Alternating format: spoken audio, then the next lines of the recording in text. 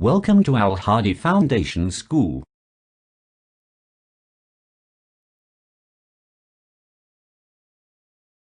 बिस्मिल्लाहिर्रहमानिर्रहीम। अस्सलाम वालेकुम। अपनी किताब का सफ़ा नंबर 39 खोलें। यूनिट नंबर 2 है, सबक नंबर 4, बाइसिकल की तालीम। बाइसिकल की तालीम ये मज़ाहिया अंदाज में मुसन्निफ़ अपने बाइसिकल चलाना सीखने का और नई बाइसिकल ख़रीदने का वाक़या बता रहे हैं कि किस तरह से उन्होंने अब बाइसिकल चलानी सीखी और क्या क्या उनके साथ हादसा पेश आए या किन तजर्बात से वो गुजरे। इसका ज़िक्र उन्होंने इस मज़मून में किया है।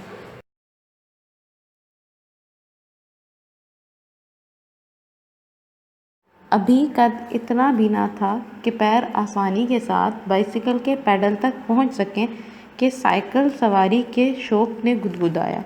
यहाँ तक कि अब बग़ैर साइकिल के ज़िंदगी दुश्वार हो गई। हम मुसन्निफ़ अपने बारे में कहते हैं कि बहुत छोटी उम्र में ही अभी उनके पाँव पैडल तक नहीं पहुँचते थे तो उनको साइकिल चलाने का शौक़ हुआ। उनको लगता था कि साइकिल के बगैर जो है ना ज़िंदगी मेरी बड़ी मुश्किल हो गई है। हर वक्त इसी का तज़किरा है और रात को ख्वाब भी देखते हैं तो बाइसिकल का। बात यह थी कि सड़कों पर कसरत से अपने हम उम्रों को और अपने से बड़े लोगों को बाइसिकल पर फराटे भरते हुए देखते थे। फराटे भरते हुए देखते जैसे इधर उधर सफ़र करते हुए देखते थे और कलेजा थाम कर रह जाते थे। कलेजा थाम कर रह जाता है, ये मुहावरा यहाँ पे इस्तेमाल हो रहा है। एक ये है कि जिनको ज़िंदगी का लुत्फ़ हासिल है, दुनिया में बहिश्त के मज़े उड़ा रहे हैं। बहिश्त जन्नत, क्योंकि जन्नत में तो हर चीज़ मैसर होगी।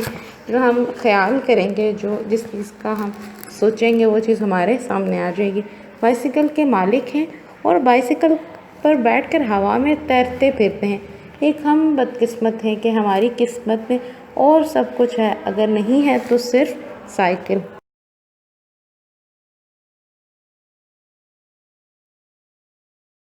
हमारे बुज़ुर्गों को हमारी दिली कैफियत का इल्म था, बल्कि वो हमारी मजनूनाना हालत से तंग आ गए थे और किसी न किसी तरह हमको मुतमईन करने की फ़िक्र में थे।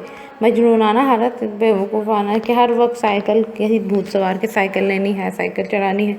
आखिरकार उधर से ये शर्त पेश की गई कि सवार होना सीख लो तो ख़रीद ली जाए, और इधर से ये ज़िद थी कि ख़रीद दो तो सीख लेंगे। लेकिन बगुफ्तो शनीद यानी बातचीत के बाद कुछ हमारे बड़े झुके और कुछ हम, और आखिरकार ये तय पाया गया कि हम किसी पुरानी बाइसिकल पर सवार होना सीख कर शौक मश्क कर लें तो नई ख़रीद ली जाएगी, वरना नई बाइसिकल टूट कर सीख चुकने से पहले ही हमको फिर नई बाइसिकल की तमन्ना में मुब्तला कर देगी। नहीं, पहले पुरानी ख़रीद के उस पर साइकिल चलाना सीख लें और जब सीख चुकेंगे तो फिर नई ख़रीद लेंगे।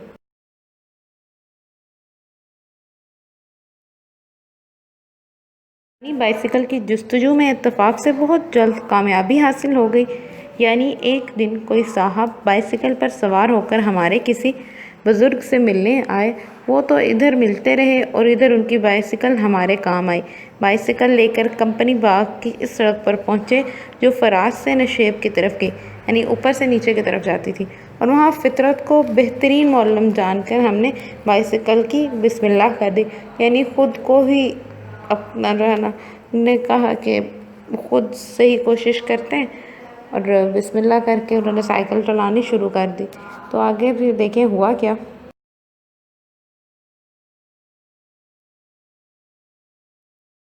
बाइसिकल के पैडल पर बायां पैर रख कर दाहिना उठाया ही था कि वो बजाय आगे चलने के लहरा कर इस तरह लेट गई कि हम निस्फ इसके फ्रेम में और निस्फ ज़मीन पर दराज नज़र आए। निस्फ आधे दराज नीचे जैसे ज़मीन पर लेट गए, लेकिन हम मर्दाना वार उठे, बहादुरी के साथ उठे, कपड़े झाड़े और बहादुराना बाइसिकल को उठाकर फिर कोशिश की। इस मरतबा बाइसिकल थोड़ी दूर चलकर खुद ब खुद खड़खड़ाई और एक झटके के साथ इस तरह गिरी कि हम बाइसिकल को हाथ में लिए कलाबाजी खा गए और थोड़ी बहुत चोट भी आई। लेकिन हमने कहा, गिरते हैं शहसवार ही मैदान जंग में, वो तिफ़्ल क्या गिरेगा जो घुटनों के बल चले।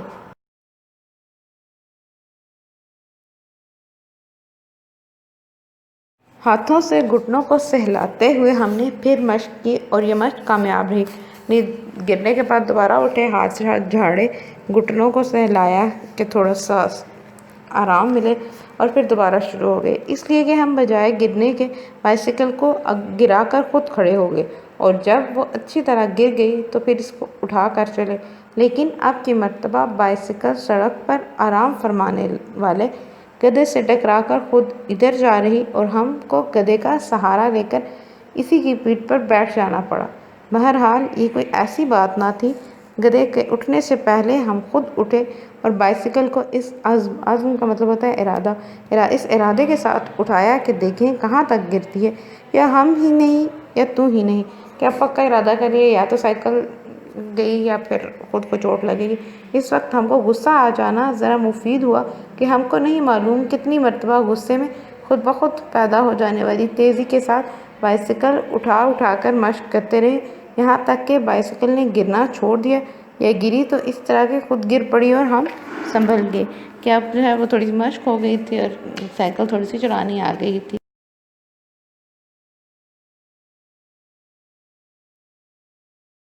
صفحہ نمبر 40 پہ آ جائے۔ جب یہ مشق اس حد تک پہنچ چکی تو ہم ایک درخت کے سہارے سے گدی پر بیٹھ گئے اور بائسیکل کو چھوڑ دیا، جو نہایت تیزی کے ساتھ لہراتی ہوئی اس حد تک چلی کہ اگر نالے کے پل سے نہ ٹکرا جاتی تو ماں کا مطلب ہوتا ہے ساتھ، یقیناً بجائے خشکی کے اس کو تری میں چلنا پڑے، لیکن وہ نالے کے پل سے ٹکرائی اور ہم کو منہ کے بل گرنا پڑا۔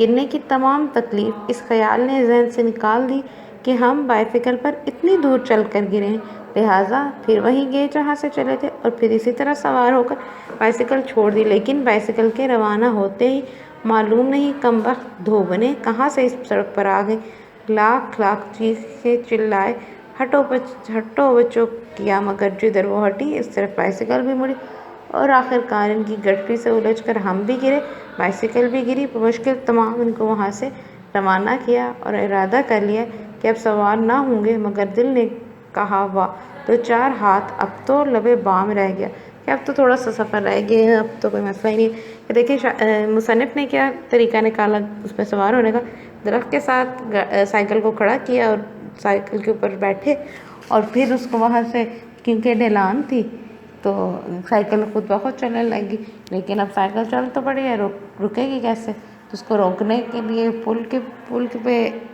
سے ٹکرا کے وہ ایک دفعہ رکی، دوسری دفعہ دھوبنے آ گئی۔ تو ابھی بھی مصنف ہے جو ارادے تھے وہ ابھی بھی بہت وہ بہادری سے کام لیتے ہوئے ابھی بھی ان کے حوصلے پست نہیں ہوئے تھے، ابھی وہ اور مزید سائیکل چلانا چاہ رہے تھے۔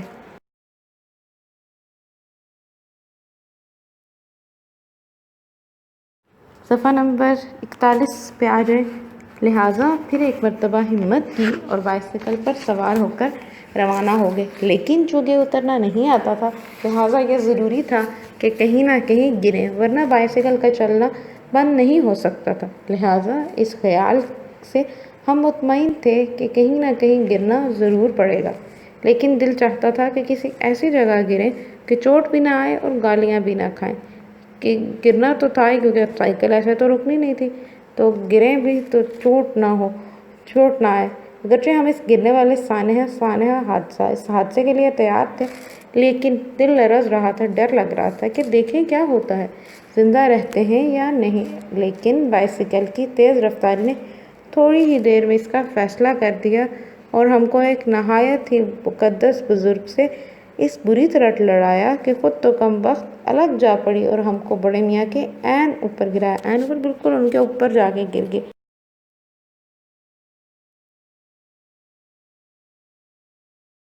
بیچارے وظیفے میں محو تھے کہ یہ ناگہانی آفت آئی، غالباً ہم کو ملک الموت سمجھے ہوں گے، اس لیے ہم نے اپنے ہوش بجا ہونے کے بعد ان کو کلمہ پڑھتے ہوئے دیکھا اور اپنے کو ان کے اوپر پڑا ہوا۔ ہم جلدی سے اٹھے اور ان کو نہایت تعظیم سے اٹھا کر معافی چاہی، تعظیم عزت کے ساتھ، لیکن وہ بیچارے کچھ نہ بولے، صرف گھور کے دیکھا۔ ہم نے ان کے کپڑے خود جھاڑے، ان کو بائسیکل کی طرف چلانے کی کوشش کی، لیکن وہ ہم کو روح قبض کرنے کے انداز سے گھور رہے تھے۔